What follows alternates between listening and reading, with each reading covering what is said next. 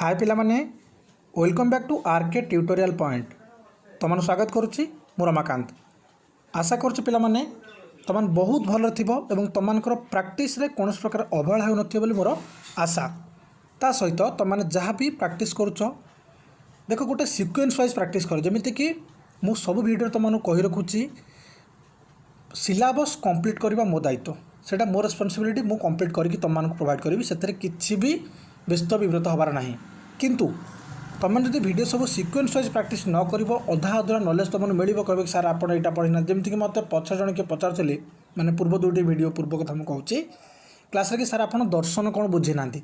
मु 7 number 8 number class तुमने बुझे सारी अलरेडी दर्शन कौन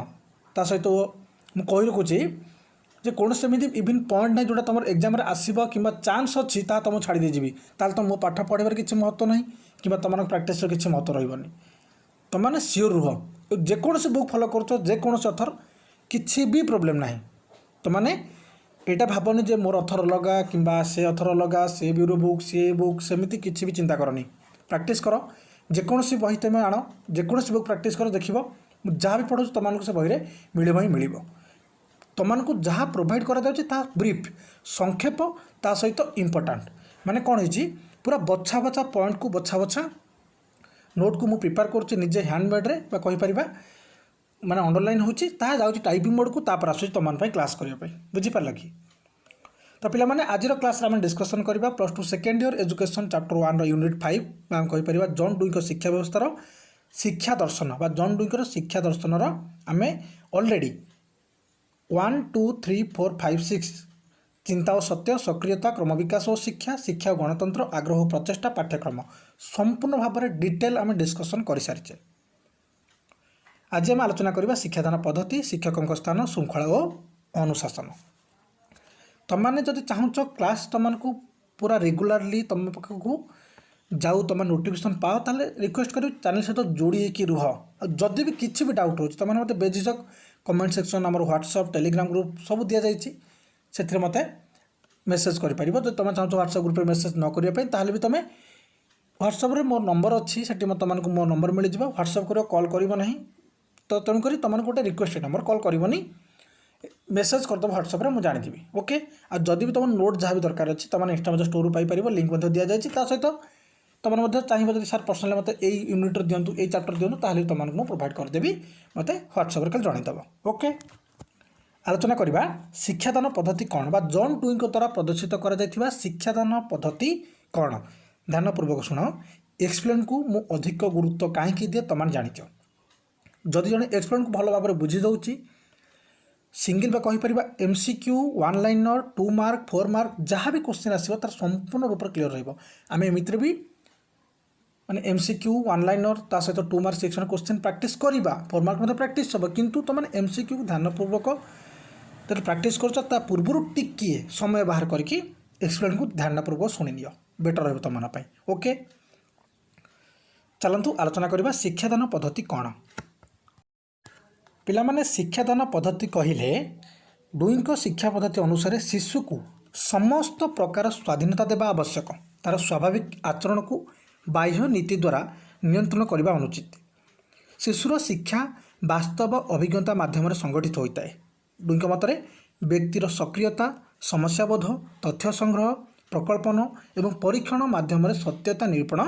करा जाए टिके जब आम एक्सप्लेन करवा टिके भल से बुझा जॉन डुई कहते शिक्षादान पद्धति कहीपर शिक्षा पद्धति कौन हवा दरकार तांकर डुईंकर जो शिक्षा पद्धति तांकर दार्शनिक तत्व पर आधारित क्या दार्शनिक तत्व पर जो माने कहीपर प्रयोगवाद नीति उपर माने एक्सपेरिमेंट बेसिस रे पिला किसी ना कि शिखब और जानवर इच्छा अनुसंधान तार मन सब कौन लगी रहाँफल से आग्रह तार मन रे किसी आगू शिखापी और किसी कर देखापी किसी परीक्षण करने तार सब कौन आग्रह को लगी रख सी कहते जॉन डुई जे शिशु को समस्त प्रकार स्वाधीनता कहीपर टोटाल फ्रीडम ऑल फ्रीडम से जहाँ चाहूँगी ताकू दबा आवश्यक तार से नीड जदि आम दबा ताहले से निजक गोटे रेस्पॉन्सिबिलिटी स्टूडेंट हिसाब से गोटे रेस्पॉन्सिबिलिटी एजुकेशन माने एजुकेटर हिसाब से निजे कौन कर निजक भाव जहाँफल ସବୁଠୁ ବଡ଼ କଥା ହେଲା କ'ଣ ପ୍ରୟୋଗବାଦ ନୀତି ଯାହା ଜଣ୍ଡୁ ଦେଇଛନ୍ତି ତାର ସେ ସମ୍ପୂର୍ଣ୍ଣ ଲାଭବାନ ହୋଇପାରିବ ଏବଂ ଶିଶୁଟି ତାର ସ୍ୱାଭାବିକ ଏବଂ ସ୍ୱତଃସ୍ଫୂର୍ତ୍ତ ଭାବରେ ବା କହିପାରିବା ସ୍ୱତଃପ୍ରଭୂତ ଭାବରେ ତା ଆଚରଣକୁ ତା ବ୍ୟବହାରକୁ ସେ ନିଜେ କରିବ ଆଉ ତାକୁ କୌଣସି ନୀତି ନିୟମ ଦ୍ୱାରା କୌଣସି ରୁଲ୍ ରେଗୁଲେସନ୍ ଦ୍ୱାରା ଛନ୍ଦିବା ବିଲକୁଲ ଉଚିତ ନୁହେଁ। ଏହା ଜଣ୍ଡୁଇ କହିଛନ୍ତି ମାନେ କୌଣସି ବାହ୍ୟ ବ୍ୟବହାର ଦ୍ୱାରା ବାହ୍ୟ ନୀତି ନିୟମ ଦ୍ୱାରା ତାର ବ୍ୟବହାରକୁ ତାର ଆଚରଣକୁ ତାର ଯେଉଁ ଫ୍ରିଡ଼ମ୍କୁ ଛନ୍ଦିବା ବିଲକୁଲ ଉଚିତ ନୁହେଁ। ତା ସହିତ ଶିଶୁର ବାସ୍ତବ ଅଭିଜ୍ଞତା ମାଧ୍ୟମରେ ହିଁ ଶିକ୍ଷା ସଂଗଠିତ ହୋଇଥାଏ। ବାସ୍ତବ ଅଭିଜ୍ଞତା କହିଲେ ଆମେ କ'ଣ ବୁଝିବା ମନେ ରଖିଥିବା ଯାହା ରିଅଲ୍ ଏକ୍ସପିରିଏନ୍ସ ବା ଯାହା ସେ ସୋସାଇଟିରୁ ସ୍ୱତଃପ୍ରଭୂତ ଭାବରେ ଶିଖିବ ଗ୍ରହଣ କରିବ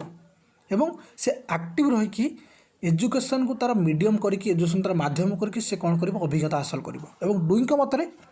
ଗୋଟେ ଅଛି ଯେ ସମସ୍ୟା ପଦ୍ଧତି ଗୋଟେ ପ୍ରୋବ୍ଲେମ୍ ସଲଭିଂ ମେଥଡ଼ ଥାଏ ଯାହା ସବୁବେଳ ପାଇଁ ଶ୍ରେଷ୍ଠ ଶିକ୍ଷଣ ପଦ୍ଧତି ହେଉଛି ଶିଶୁର। ତ କ'ଣ ହେଲା ନା ସମସ୍ୟା ପଦ୍ଧତି ବା କହିପାରିବା ପ୍ରୋବ୍ଲେମ୍ ସଲଭିଂ ମେଥଡ଼ ସମସ୍ୟା ସମାଧାନ ପଦ୍ଧତି ଯାହା ଡୁଇଙ୍କ ଦ୍ୱାରା ଦିଆଯାଇଛି ତାହା ଶ୍ରେଷ୍ଠ ଶିକ୍ଷଣ ପଦ୍ଧତି। କ'ଣ ହେବ ନା ଆଜି ଗୋଟେ ଖେଳନା ତାର ଭାଙ୍ଗି ଯାଇଛି ସେ ଶିକ୍ଷାର୍ଥୀର ସେ କ'ଣ କରିବ ନା ସେ ଯେଉଁ ଖେଳଣାକୁ ନିଜେ ସଜାଡ଼ିବା ଶିଖିବ ଏବଂ ତା ମଧ୍ୟରେ ସେ ଅଭିଜ୍ଞତା ଗ୍ରହଣ କରିବ। ତ ସେଥିପାଇଁ ତାର ଯେଉଁ ପ୍ରୋବ୍ଲେମ୍ ଆସିଲା ତାକୁ ସେ ସଲ୍ଭ କଲା ତା ଭିତରୁ କି ଶିକ୍ଷା ଗ୍ରହଣ କଲା। ତ ଏହା ହେଉଛି ସବୁଠୁ ବେଷ୍ଟ। ତେଣୁକରି ଜଣେ ଶିକ୍ଷାର୍ଥୀ ଜଣେ ଷ୍ଟୁଡେଣ୍ଟ ତାର ସେ ଆକ୍ଟିଭନେସ୍ ସହିତ ପ୍ରୋବ୍ଲେମ୍ ସଲଭିଂ ମେଥଡ଼ ସହିତ ତାର ଫ୍ୟାକ୍ଟକୁ ମାନେ ତଥ୍ୟକୁ ସଂଗ୍ରହ କରିବା ସହିତ ପ୍ରକଳ୍ପନ ଏବଂ ବିଭିନ୍ନ ପ୍ରକାର ପରୀକ୍ଷଣ ବିଭିନ୍ନ ପ୍ରକାର ଏକ୍ସପେରିମେଣ୍ଟ ମାଧ୍ୟମରେ ସେ ବିଭିନ୍ନ ପ୍ରକାର ସତ୍ୟତା ନିରୂପଣ କରିବ ଯାହା ଦର୍ଶନ ସହିତ ବରାବର ହେବ। ମାନେ କୌଣସି କିଛି ତଥ୍ୟ ସହିତ ତୁମେ ଯେତେବେଳେ ଏକ୍ସପେରିମେଣ୍ଟ କରୁଛ ଯାହା ବାହାରିବ ତାର ଫଳାଫଳ ତାକୁ ଆମେ ଦର୍ଶନ ଶାସ୍ତ୍ର ଭିତରେ ରଖିପାରିବା ବା ଆମେ କହିପାରିବା ତାହା ହେଉଛି ଦର୍ଶନ ବା ସତ୍ୟ ଯେତେବେଳେ ଆମେ ପରୀକ୍ଷଣରେ ସଫଳ ହେଲେ ଯାହା ତଥ୍ୟ ଆମେ ଉଦ୍ଭାବନ କଲେ। ତ ସେଥିପାଇଁ ଗୁରୁତ୍ୱ ଦିଆଯାଇଛି ଯେ ଶିକ୍ଷାଦାନ ପଦ୍ଧତି ଜଣ୍ଡୁଙ୍କ ଦ୍ୱାରା ଯାହା ଦିଆଯାଇଛି ତାହା ସମ୍ପୂର୍ଣ୍ଣ ଗୋଟେ ଶିଶୁ ପାଇଁ ଉପଯୋଗୀ ଥିଲା। ନେକ୍ସଟ ଆମେ ଡିସ୍କସନ୍ କରିବା ଶିକ୍ଷକଙ୍କର ସ୍ଥାନ ବା ଜଣ୍ଡୁଙ୍କ ମାନେ ଶିକ୍ଷା ବ୍ୟବସ୍ଥାରେ ଶିକ୍ଷକଙ୍କ ସ୍ଥାନ କ'ଣ ଥିଲା। ଶିକ୍ଷକମାନଙ୍କୁ ଶକ୍ତି ଜ୍ଞାନ ନୈତିକ ଆଦର୍ଶର ଉତ୍ସ ବୋଲି କୁହାଯାଏ। ଯେମିତିକି ଡାଲ୍ଟନ ପଦ୍ଧତି ମଣ୍ଟେସୋରୀ ପଦ୍ଧତି ଇତ୍ୟାଦିରେ ଶିକ୍ଷକ ନିଷ୍କ୍ରିୟ ଏବଂ ଶିକ୍ଷାର୍ଥୀ ସକ୍ରିୟ ଭୂମିକା ଗ୍ରହଣ କରିଥାନ୍ତି। ଡୁଇଙ୍କ ମତରେ ବା କହିପାରିବା ଜନ୍ ଡୁଇଙ୍କ ମତରେ ଶିକ୍ଷକ ବିଦ୍ୟାଳୟ ଗଣତାନ୍ତ୍ରିକ ସଂସ୍ଥାର ଏକ ସଦସ୍ୟ ମାତ୍ର। ଶିକ୍ଷକ କେବେ ବି ମନମୁଖୀ ପାଠ୍ୟକ୍ରମ ପାଠ୍ୟଖସଡ଼ା ଶିକ୍ଷାଦାନ ପଦ୍ଧତିକୁ ପ୍ରଭାବ ପକାଇ ପାରିବେ ନାହିଁ। ଜଣେ ଶିକ୍ଷକ ନିଜର ସମୃଦ୍ଧି ଅଭିଜ୍ଞତା ଲବ୍ଧ ଜ୍ଞାନ ବୁଦ୍ଧି ବିବେଚନା ଦୂରଦୃଷ୍ଟି ଦ୍ୱାରା ଶିକ୍ଷାର୍ଥୀର ଶକ୍ତି ପ୍ରବୃତ୍ତିକୁ ସାମାଜିକ ଜୀବନ ସହିତ ସଂଯୁକ୍ତ କରିବା ଦରକାର। ତ ପିଲାମାନେ କ'ଣ କହିଛନ୍ତି ଜନ୍ ଡୁଇ ତାଙ୍କ ଶିକ୍ଷା ଦର୍ଶନରେ ଶିକ୍ଷକଙ୍କ ସ୍ଥାନକୁ ନେଇ ସେ କ'ଣ ଆଲୋଚନା କରିଛନ୍ତି ଟିକେ ଏକ୍ସପ୍ଲେନ୍କୁ ଧ୍ୟାନପୂର୍ବକ ଶୁଣ। ଦେଖ ପ୍ରଥମେ ଆମେ ଜାଣିଛେ ଆମର ଯେଉଁ ଯୁଗ ଉପଯୋଗୀ ଶିକ୍ଷକମାନଙ୍କର ଆସ୍ତେ ଆସ୍ତେ କମ୍ ହେବା ଲାଗିଛି। ମାନେ କହିପାରିବା ବର୍ତ୍ତମାନ ତ ଶିକ୍ଷା ବ୍ୟବସ୍ଥା ଟିକିଏ ମାନେ ପିଲାମାନଙ୍କ ଉପରେ କିଛି ପରୀକ୍ଷଣ ବା କହିପାରିବା ସଂସ୍ଥା ଗୋଷ୍ଠୀମାନଙ୍କୁ ନେଇ କିଛି କିଛି ମାତ୍ରାରେ ତାଙ୍କୁ ସମାଜ ଆଡ଼କୁ ଅଗ୍ରସର କରିବା ଦ୍ୱାରା ବିଭିନ୍ନ ପ୍ରକାର ଉନ୍ନତି ଦେଖାଦେଲାଣି ଶିକ୍ଷା କ୍ଷେତ୍ରରେ। ତଥାପି ଶିକ୍ଷା ବ୍ୟବସ୍ଥାରେ ସବୁଠୁ ଉଚ୍ଚ ସ୍ଥାନ ହେଉଛି ଶିକ୍ଷକଙ୍କର। କିନ୍ତୁ ତା ଅର୍ଥ ବିଲକୁଲ ଏହା ନୁହେଁ ଯେ ସେମାନେ ବା ଶିକ୍ଷକମାନେ କେବେ ବି ଶିକ୍ଷାର୍ଥୀ ଉପରେ ତାଙ୍କର ବ୍ୟବହାରକୁ ତାଙ୍କର ଯେଉଁ ନୀତି ନିୟମକୁ ଜବରଦସ୍ତି ଲଦି ଦେବେ ଏହା ବିଲକୁଲ ବି ଭୁଲ। ତେଣୁକରି ଶିକ୍ଷା ବ୍ୟବସ୍ଥାରେ ଜ୍ଞାନ ଶକ୍ତି ନୈତିକ ଆଦର୍ଶ ଜଣେ ଆଦର୍ଶବାଦୀ ଶିକ୍ଷକ ଜଣେ ଆମେ କହିପାରିବା ମାର୍ଗଦର୍ଶକ ସେ ହେଉଛନ୍ତି ଶିକ୍ଷକ ଯାହାଙ୍କୁ ଦେଖିକି ଶିକ୍ଷାର୍ଥୀ କ'ଣ କରେ ନିଜର ଭବିଷ୍ୟତକୁ କ'ଣ କରେ ଆସ୍ତେ ଆସ୍ତେ ତା ନିଜ ହିସାବରେ ଗଢ଼େ। ଯେମିତି ଆମର ଡାଲ୍ଟନ ପଦ୍ଧତି ହେଉ ତୁମେ ଜାଣିଛ ମଣ୍ଟେସୋରୀ ମେଥଡ଼ ହେଉ ଏ ପ୍ରଭୃତି ମାନେ ଯେଉଁ ଶିକ୍ଷା ବ୍ୟବସ୍ଥାରେ ଶିକ୍ଷକ କ'ଣ ନିଷ୍କ୍ରିୟ ଦ୍ରଷ୍ଟା ସାଜିଥାନ୍ତି। ମାନେ ସେମାନଙ୍କର କୌଣସି ଭ୍ୟାଲୁ ନଥାଏ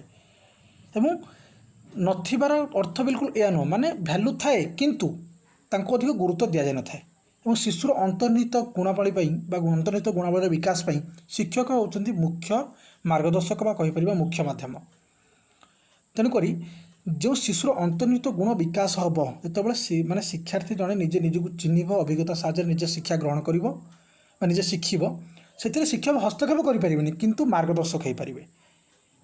ଦେଖ ହସ୍ତକ୍ଷେପ ମାର୍ଗଦର୍ଶନ ବୁଝିପାରୁଛ କ'ଣ ମୁଁ କହିବାକୁ ଚାହୁଁଛି। ମାନେ ଜବରଦସ୍ତି କହିବେନି ଯେ ତୁମକୁ ଏ ଟ୍ୟାକ୍ସ ସାରିବାର ଅଛି ନା ତୁମେ ଟ୍ୟାକ୍ସ କରୁଛ ତୁମମାନଙ୍କୁ କେବଳ ହେଲ୍ପ ଦରକାର। ମାନେ ଆଜି ଶିକ୍ଷାର୍ଥୀ ତୁମେ ଭାବ ଧର ମୁଁ ଶିକ୍ଷାର୍ଥୀ ମୁଁ ଜଣେ ମାନେ ଶିକ୍ଷାର୍ଥୀ ମୋ ଜଣେ ଟିଚର ସାମ୍ନାରେ ବସିଛନ୍ତି ମୁଁ ଧର ପଣକିଆ ଲେଖୁଛି ମାନେ ଟେବୁଲ୍ ଲେଖୁଛି 5 1 5 5 2 10 5 3 15 ତ ଏମିତି ଲେଖୁଛି, ସେ ମୋତେ କହିପାରିବେ ଯେ ନାଇଁ 5 4 20 ହେବ, ତୁମେ ଭୁଲ ଲେଖିଛ। କିନ୍ତୁ ଜବରଦସ୍ତ କହିବେ ନାଇଁ ତୁମେ 5 ଟେବୁଲ୍ ନ ଲେଖି 25 ଟେବୁଲ୍ ଲେଖ, 24 ଟେବୁଲ୍ ଲେଖ, ଏପରି ବାଧ୍ୟ କରିପାରିବେ ନାହିଁ। ଆଜି ତୁମେ ବୁଝିପାରିଲ। ସେଇଥିପାଇଁ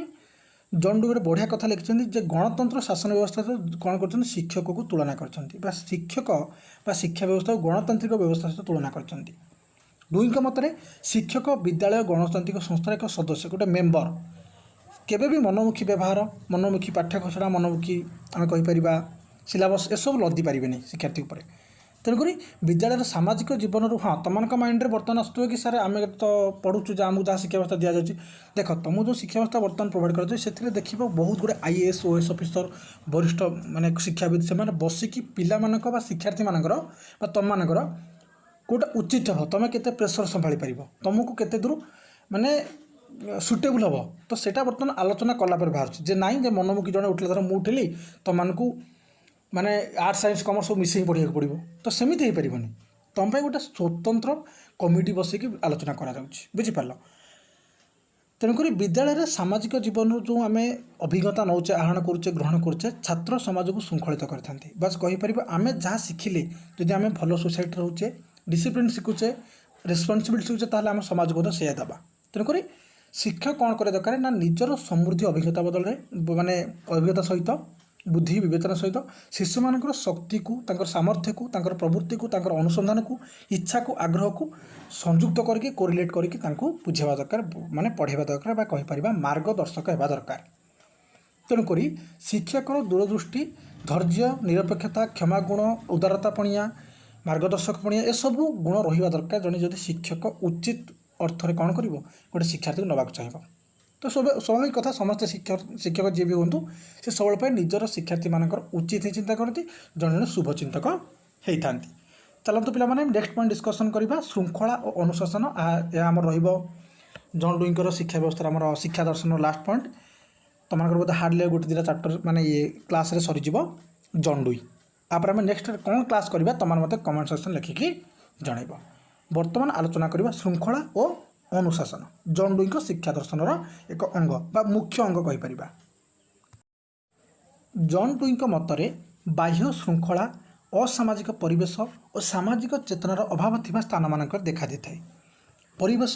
ସମାଜ ଧର୍ମୀ ହେବା ଆବଶ୍ୟକ, ଯେଉଁଠାରେ ଶୃଙ୍ଖଳିତ ଶିକ୍ଷାର୍ଥୀମାନଙ୍କର ଚେତନା ଓ ଦାୟିତ୍ୱବୋଧ ସ୍ୱତଃ ଜାଗ୍ରତ ହୋଇଥାଏ।